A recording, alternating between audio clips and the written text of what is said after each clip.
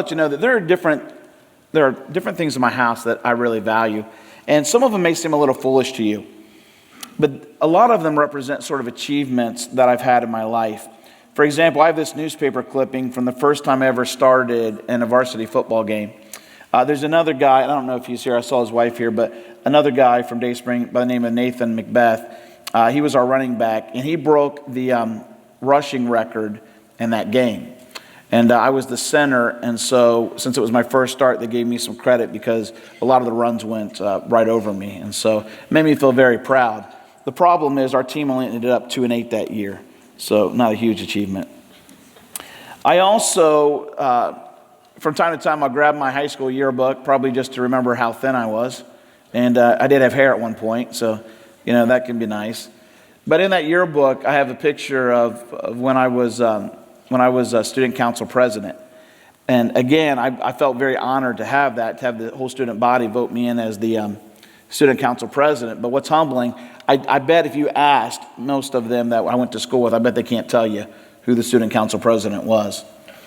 There was another thing that when I was involved in this business group called Junior Achievement, which was where we had to put like a small business plan together, and we tried to sell things in the community and see who could do the best. I was president of our group, and our group won an award that year because we had the most sales of any group out there. The only thing is we really only had one sale, and it was to my dad's office, so it wasn't, again, a huge achievement, but it meant a lot to me. There was in college, I traveled for different groups. One of the groups I traveled for was Indiana Wesleyan Chorale, and I was voted by the group to be their president of the choir. And it was sort of cool, but the way the elections went down is this. The choir director said, would anyone like to nominate somebody for president? And one of my buddies said, I would like to nominate Chuck. And then the choir director said, is there anyone else? And then he waited and looked around and said, is there anyone else? And he did that, I promise you, like 3 or 4 times. And I thought at one point he was on his knees begging for somebody else to be president. So I got that one by default. So there's a lot of little achievements that, again, mean a big deal to me, but they're probably foolish. And actually now, they don't really mean anything to me. There's just nothing I bank on. There is one thing that I have in my house from my high school days that has still a lot of value and significant value to me. And in a drawer in my home that's hidden is a sort of a charm or a coin that you can put on a necklace. And every time I look at that charm, I'm reminded of how I got it.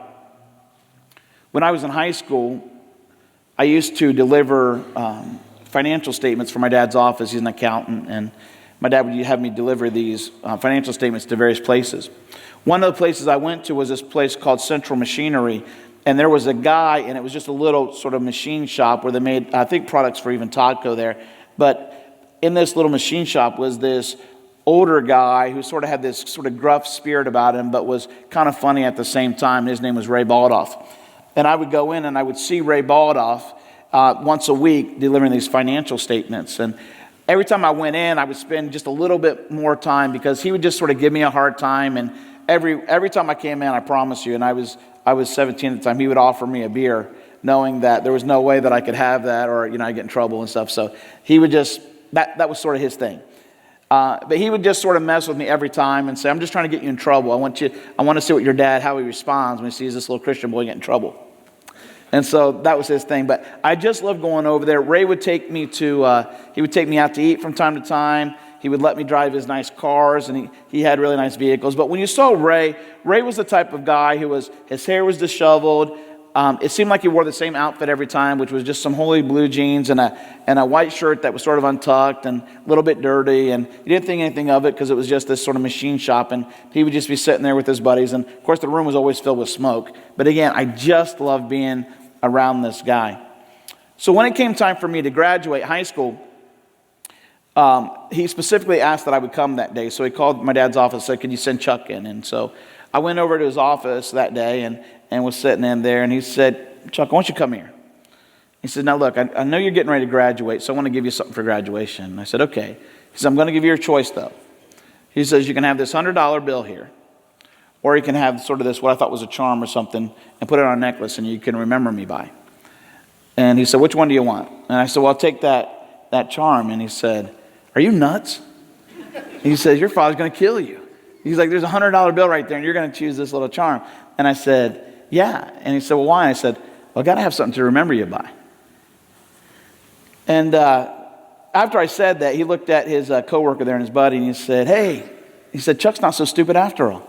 Which of course makes you feel good. But he said, Chuck, he said, that is a 4th ounce gold coin. It's a gold Liberty. And he says, that thing will be worth more than that $100 bill will ever be worth. Now that financial part of that sounds really nice, and it's worth a little bit of money. But it's not why it's significant to me.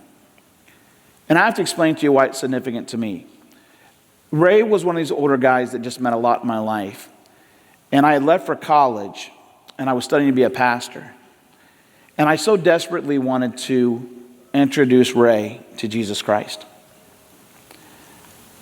And so when I came back from college, I decided I was going to get up the nerve, and I was going to tell him about my faith and how I was studying to be a pastor and what that really meant to me. And so I went to go into his office, and I asked if Ray was there, and they said, no, he's not here. I said, where's he at? And they said, we don't know. We don't know. And so I tried to come back several other times. Every time I came on break, I tried to come back, and they would always tell me. And so finally one day I found out that Ray had cancer, and he didn't want anybody to see him sick, so he didn't want anybody visiting him in the hospital or any of those things. And then eventually I got the call one day that Ray had passed away. And so the reason that coin is significant for me is it's a constant reminder to me for me to take every advantage I can to share Christ with people when I get a chance.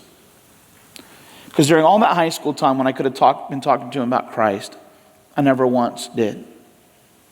And when I wanted to, I couldn't. And that was sort of taken away from me.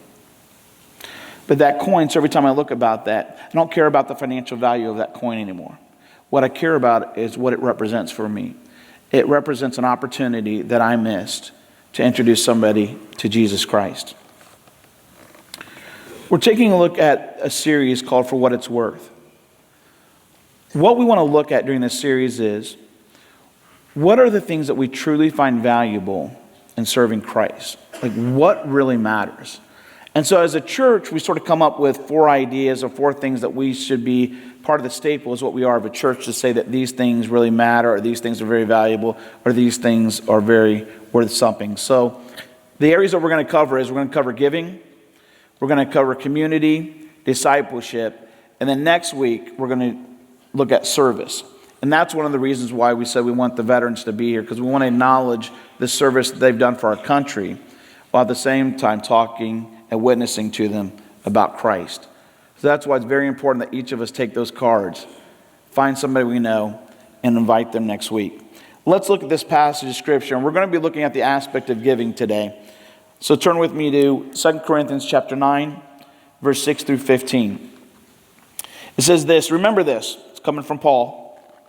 Whoever sows sparingly will also reap sparingly, and whoever sows generously will also reap generously. Each of you should give what you have decided to give in your heart, not reluctantly or under compulsion, for God loves a cheerful giver. And God is able to bless you abundantly, so that in all things, at all times, having all that you need, you will abound in every good work. As it is written, they have freely scattered their gifts to the poor. Their righteousness endures forever. Now he who supplies seed to the sower and bread for food will also supply and increase your store of seed and will enlarge the harvest of your righteousness. You will be enriched in every way so that you can be generous on every occasion. And through us, your generosity will result in thanksgiving to God. This service that you perform is not only supplying the needs of the Lord's people, but is also overflowing in many expressions of thanks to God. Because of the service by which you have proved yourselves, others will praise God for the obedience that accompanies your confession of the gospel of Christ, and for your generosity in sharing with them and with everyone else. And in the prayers for you, their hearts will go out to you because of the surpassing grace God has given you. Thanks be to God for his indescribable gift. Let us pray together. Father, for your word, again, we say thanks. We thank you for the way that you spoke to the people long ago and how it's still relevant to us today. Father, there are times when I come to your word and I feel as if I'm unprepared, if I may stumble through thoughts and sequence of what you're trying to say. But what I recognize, Lord, in my weakness, you are strong. And so I pray today that people would hear from your strength, from your word, from your mouth, and they will know your heart in order that it might change us in some real and significant ways. We give thanks to you for your word, asking that you will apply it to our lives. In your name we pray. Amen. Did you know that the Bible mentions pray or prayer? Listen to this, 289 times. It uses the word love 363 times. And then when it comes to give or giving, the Bible mentions it 1,043 times. God has put a tremendous emphasis on giving in his word. Why? It's because we can tend to be a little bit of a selfish people. Because of the fall of man, we look to our needs versus the needs of others many times. And so God feels like he has to talk about it again and again and again. Paul is using this time to talk to the Corinthians and thank them for his giving, because he understands that without people giving and contributing to what's going on, he can no longer do the work that he's been called to do, which is to go and evangelize and to be a missionary to a lot of the other surrounding communities. And so Paul recognizes and thanks the Corinthians and their giving. But Paul uses the analogy of a farmer to explain the idea of giving. In verse 6 he says, "Whoever sows sparingly will also reap sparingly, and whoever sows generously will also reap generously."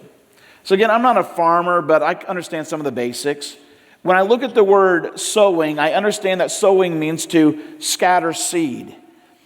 And in our day and age where we have all the big machines that do a lot of the tilling, that do a lot of the work and allows the seed to be planted, in those times it was a lot of manual labor. They had to till the fields themselves. They had to use shovels or picks or whatever they had in order to work up the ground. And then they would manually take that seed and they would begin to scatter it. And they understood that the more we scatter, then what might happen? The more we may get in return. So they began to scatter all this seed generously, knowing that eventually they would reap what they sow. And so Paul urges us in our giving, that he urges us to give so generously. And he teaches us the principle of giving by saying, I want you to do it generously. You know, in our time period right now, if you think about what the farmers have had to go through this year, there were many of them that couldn't get the seed into the ground. Why? All the rain. There was so much rain this year that a lot of the areas got flooded to the point where farmers didn't have a chance to really get their seed in the ground. And as a result, many of them had to rely on their insurance in order to help pay their bills this year. But what I found is that farmers do a great job of just making sure that they can scatter more and more seed so that they can get a better return. What's interesting, though, is a farmer can plant a big field. Does all the crop come up every year? No. Matter of fact, from time to time, he may say, look, I've tried to scatter 100% of my seed, but guess what I'm getting back this year? I'm getting back 75%. 25% of it won't grow at all. And so what happens is, does a farmer say, well, you know what? I'm going to do things smarter this year. Because I only got 75% return this year, I'm only going to plant 75% of my field. Is that what he does? No, because that would be ridiculous, right? Well, what a farmer says instead is he says, I'm going to keep planting seed. I'm going to find new and better ways to do it. And I'm going to keep spreading it generously in order that I might reap generously. You see, a farmer understands that when I put the seed into the ground, that it's going to take a little bit of time for the sun to shine on it, for the water to come about it, and for the seed to grow up. And then eventually it will produce a crop that will feed them or other people. And then many times as that crop comes up, it also provides other seed that they can put back in the ground as well. So a farmer understands that if I'm going to sow generously, then I may also reap generously as well. Paul teaches us this principle of giving and that we should do so generously. I want to give you, though, 3 types of giving that I see. And the 3 types are this. Is there time, talents, and treasure. Time is sort of one of the greatest resources we have, but it seems to be one of the things that we never have enough of. There are things that take time that I don't really need a lot of experience to do either. Time is just so valuable to people in general. Matter of fact, I understand the principle of time, and I understand that even as we're looking about sowing seed, is Paul dealing with farmers? Is he actually dealing with crops? No, he's talking about spiritual things that need to happen. And so when he's asking us to give, he's saying, look, I want you to give in order that some spiritual things may come out as a result. And so one of the things I found that we can use, because a lot of us will say, well, Chuck, what do I really have to give? What do I really have to offer? How can I really make a difference? And I would tell you this, one of the things you can do is give of your time. I've even found this true as being a father, being in my own home. There are things that I can pay for my kids over and over again. I can get them a nice meal. I can get them the newest stuff. I can get them some toys. And you know what I find? I find that they scatter that stuff pretty quickly and don't really care about them.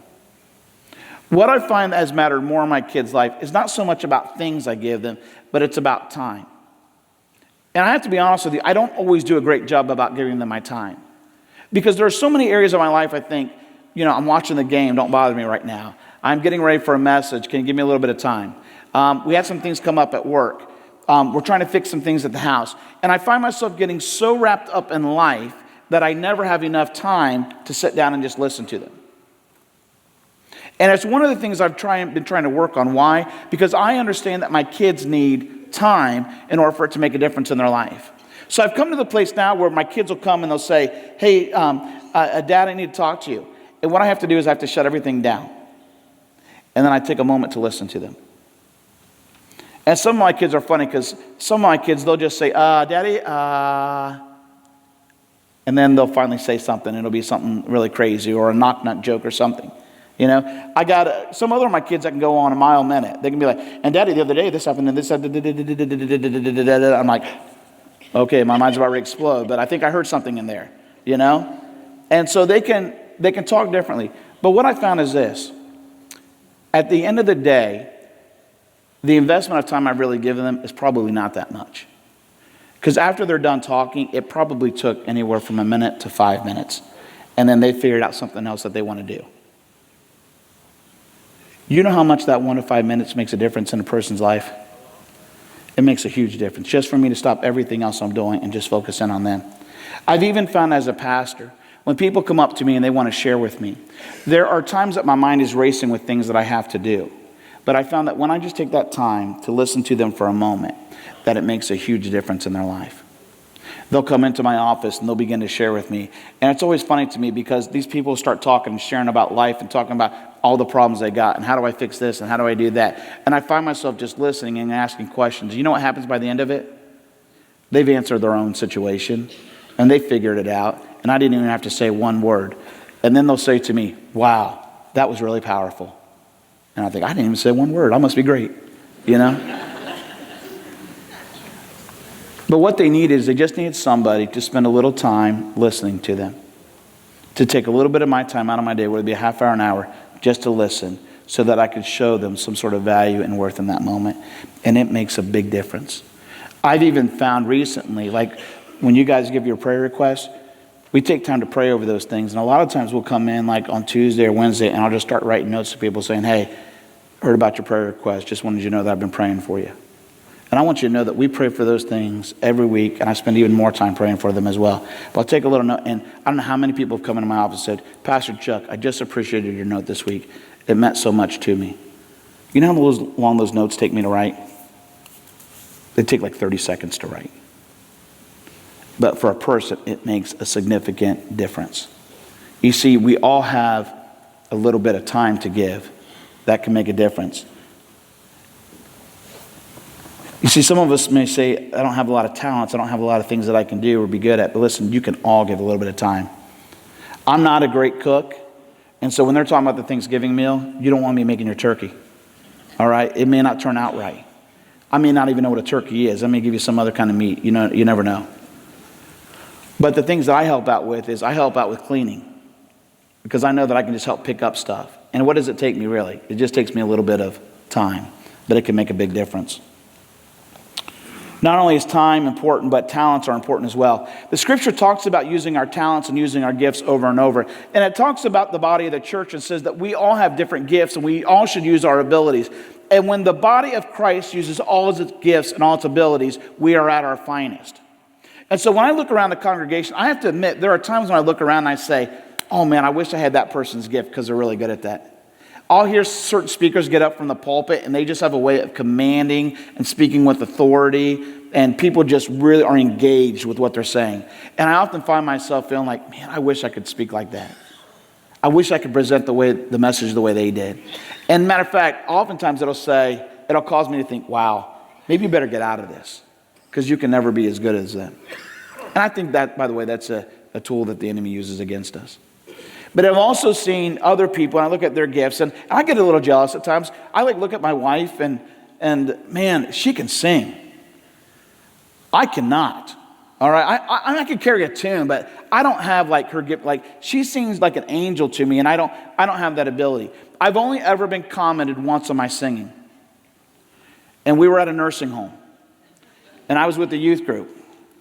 And we were all singing a song. And as the youth group was singing, this one lady pointed right at me and she said, I just want to hear that guy sing. And so I broke it down, man. I was like, yeah. Singing my little heart out. And then that lady afterwards said, now you can come and sit on my lap. So I brought my tip jar over and set it down. I mean, obviously she wasn't with it, That's the only time that I'm ever getting complimented on my singing. But I look at people and I think, boy, I would really love to have that gift. I would love to have that ability. And some of you just have unique and special talents and gifts that I do not have. Some of you are just able to fix things mechanically like that I can never do. I've messed so many things up in my house, it's ridiculous. Some of you have the gift of helps. Some of you have the gift of empathy. Some of you have the gift of love and of mercy. Listen to this. We need all those gifts in the life of the church. We need all those gifts because there are so many people in our world who need so many different things because we are so different. And if we were all using our gifts and abilities, then we could really reach a bigger community, a bigger family, a bigger world with what we have to give. So using our talents is one of those things that we can do. Thirdly, and the one that a lot of pastors will get up and they'll apologize for, and I'm not going to, because it's in the Word, so, I'm not going to apologize for what God wrote. But thirdly is the idea of treasure. And that's the idea of giving financially. I think most of us can agree and understand that it takes money to do things, right? I mean, you know that even in your own lives, it takes money to do things. Like you look around this sanctuary right here. Did we just pray to God one day and He just built this thing on His own? No. But what happened is people began to give. And as a result, this is what we got. You look at that community building out there. And that community building is used 7 times a week. We've got a gym out there. We've got a youth room out there. Yesterday, we had 350 people for some presidential dinner they had in there. Tuesday, we're going to have elections in there. We have all kind of events going on in that church. Because of why? Because people give financially. Last week, we had how many kids for trunk or treat? We had 1,800 people come on our campus. 1,800 people come on our campus. Can we do that for free? No. It takes finances to do that. And because of your giving, we're able to reach out that way. Matter of fact, this year I think we'll spend $45,000 in missions giving. $45,000 because of your giving. I saw a sign for a bank out there on a billboard the other day that said, we give $54,000 to the community. They don't hold nothing to us. Because we've given back to the community, it's probably over $100,000. And that all happens, why? Because of your giving. And matter of fact, if all of us decided to use our treasures and the little bit we give, if all of us decided to just give a little bit, we could even do a lot more.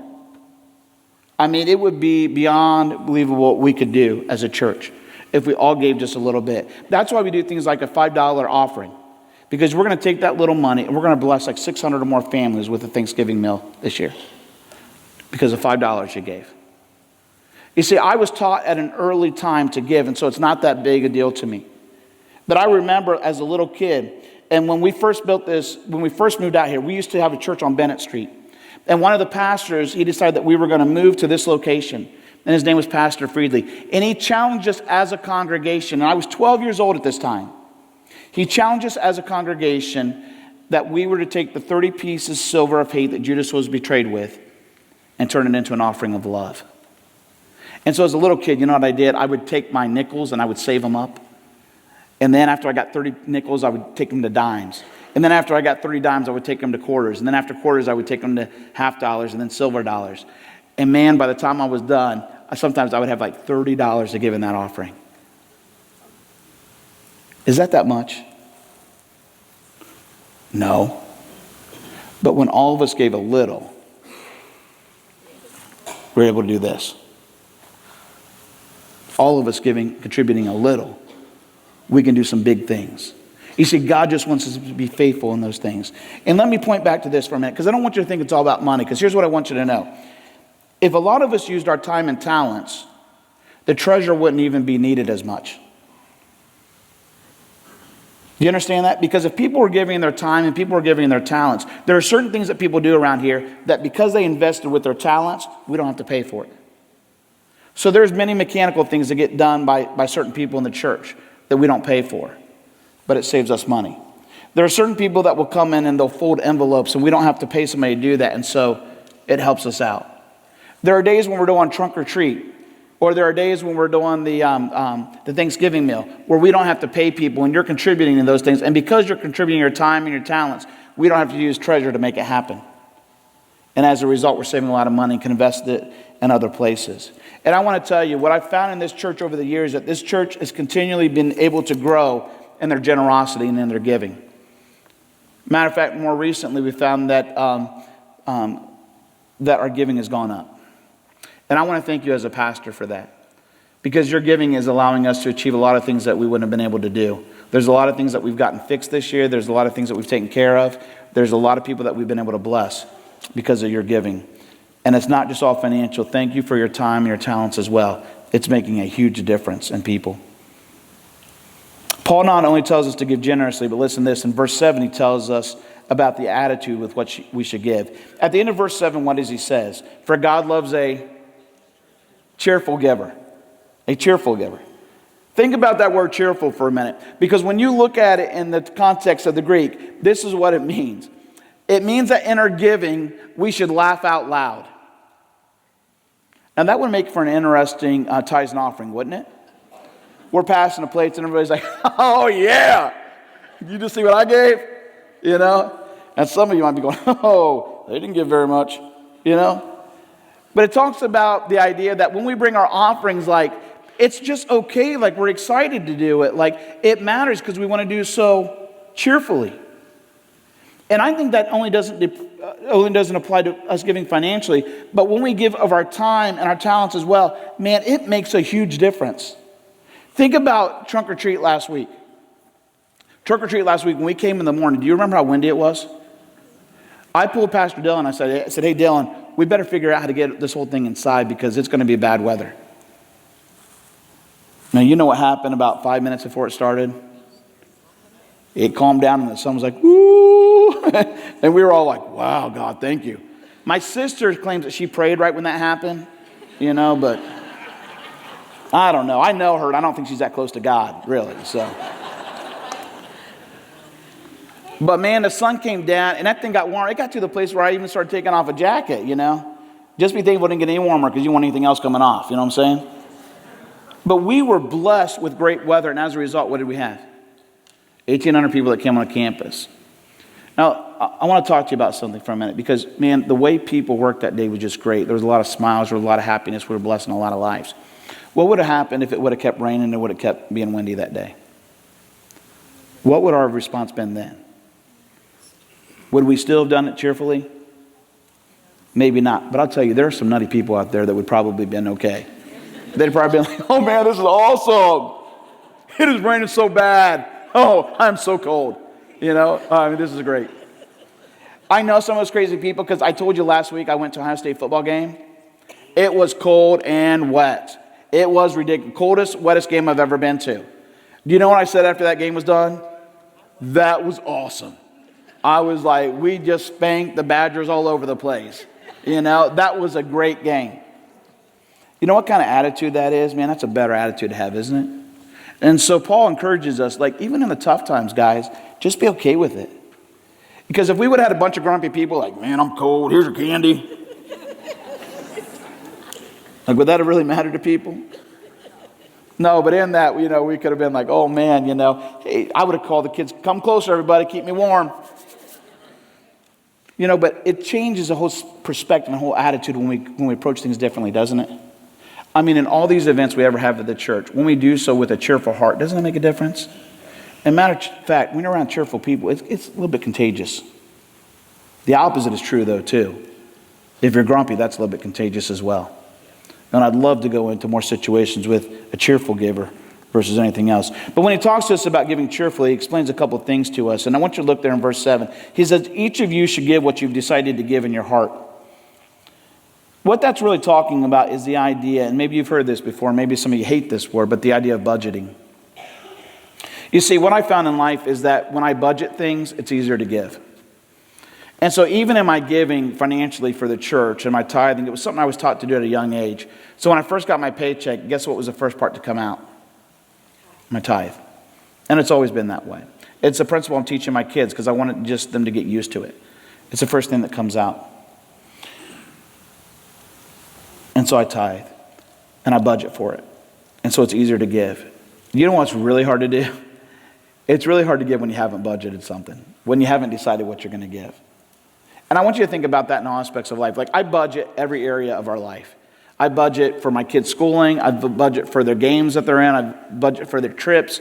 I budget for food. I budget for clothes. I budget for all this stuff. You know how easy then it is to give? It's easy for me to know what to say yes to and what to say no to because I budgeted it. You know what's really hard? Is when my kid comes up to me and says, oh, Dad, I forgot to tell you about this trip and it's going to cost $100. Then it's really hard for me to give. I'm like, you kidding, man? You better me, But it's really hard for me to give at times. But when I budget, then it becomes a lot easier to give. And then it just makes a lot more sense. And I would tell you this, that only, again, doesn't talk about finances, but it talks about talents and treasures or a time as well. Because I think that some of us need to figure out how to budget our time. Because I know that I'll budget my time and even in a given week, I'll say, okay, I got to work this amount of time. I got to come home and clean. I got to take my kids to these activities. But again, if my kid says, oh, Dad, by the way, I forgot to tell you about a concert we had tonight. You know how happy I am about that. Because you just messed up my whole day. But it's a reason, again, why we understand what Paul was talking about. He says, decide what you're going to give so that it's easier to do so. And then it becomes more cheerful in the process. I just hate it when another bill comes up or another expense comes up, something breaks, and I don't have it set aside. It's very hard to give in those times. Second, he says, I would give you this principle too, is don't worry. Jesus in the Sermon on the Mount reminds us that if God takes care of the lilies of the fields, if he takes care of the birds of the air, if he takes care of the grass that's green, won't he take care of you as well? And it's so funny. We ask God for a lot of things. But do you know when we come to God, when it comes to finances, we seem to always come to God in finances when we don't have anything. When we're kind of down and out, we don't have the money or we don't have all the stuff that we need at that time, we go to God and we say, God, please help. I need help financially. Why do we wait to ask God to help out with our finances in time of need? Why don't we go to God in all of our financial decisions and ask him to speak into it and ask him to bless it? I think we'd find far more blessings in doing that as well.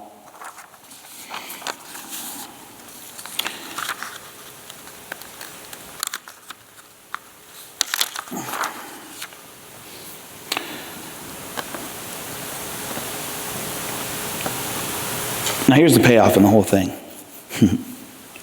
In verse 6 we read what? If you sow generously, you'll do what? You'll reap generously. Now that sounds like a pretty cool idea, right? And some of you are like, okay, so if I give $5, God will bless me with another $10, right? And I would love to stand up here like a TV evangelist and promise you a lot of things if you gave. But I can't do that because I don't know that's what Scripture fully says. Now, I will tell you that God does bless certain people financially, doesn't he? Like some people will give a little bit and God adds increases. Matter of fact, just between services, here's what I heard today. I love this story. You know how we have that backpack for blessings we do? We do like over 100 backpacks now. So I was talking to Kathy Mask, and she was telling me this. One of the guys in the church knew somebody that is higher up in Kroger's, and they mentioned the backpack blessing. And as a result, the corporate called Kathy Mask and asked her how much she needed for backpack blessings. And so she didn't know what number to throw out. Mike wasn't concerned. He said $5,000. And so Kathy said $5,000. You know what we might get? We might get $5,000. Now listen, because their team started being faithful with a few things, they're starting to be blessed incredibly well. Like God sending blessings we didn't even know were there. And so sometimes we are blessed financially. But I don't want to promise you that because I don't think that's what Scripture really promises us. So I want you to read there in verse 10 what it says. It says, now he who supplies seed to the sower and bread for food will also supply and increase your store of seed and will enlarge the harvest of your righteousness. It doesn't say of your finances, does it? It says of your righteousness. And so what you and I have to understand is this, is when we give of our time, our talents, and our treasure to the work of the kingdom, we are planting seeds, and over time those seeds will grow, but it's going to take time, isn't it? And those seeds will eventually grow up, and they will be harvested, and we will see more and more people come to the kingdom. Isn't that what righteousness is all about? I mean, seeing people won to the kingdom. That's why I give of my time and my talents and my treasure, because I want to see more and more people come to Jesus. I don't want to have another experience in my life where I have to say to somebody, I missed on a Ray Baldoff. I don't want to have to use that coin as another reminder that we missed because I didn't give of my time, I didn't give of my talent, and I didn't give of my treasure. And because of that, somebody didn't come to know Jesus as a result. Here's a statement that I believe that God gave to me the other day. I want to give it to you. God uses our giving to fund his interest. Let me say it to you again. God uses our giving to fund his interest. So what is God interested in? He's interested in you. He's interested in people.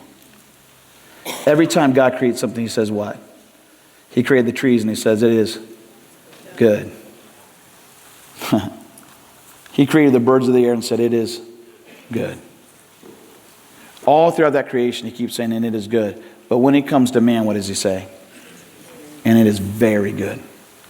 You see, you were his prized possession. You were the thing that he's most interested in. You were the thing that he values the most.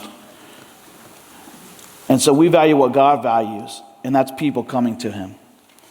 Your giving allows us to be the hands and feet of Jesus, making a difference in our homes, in our communities, and in the world.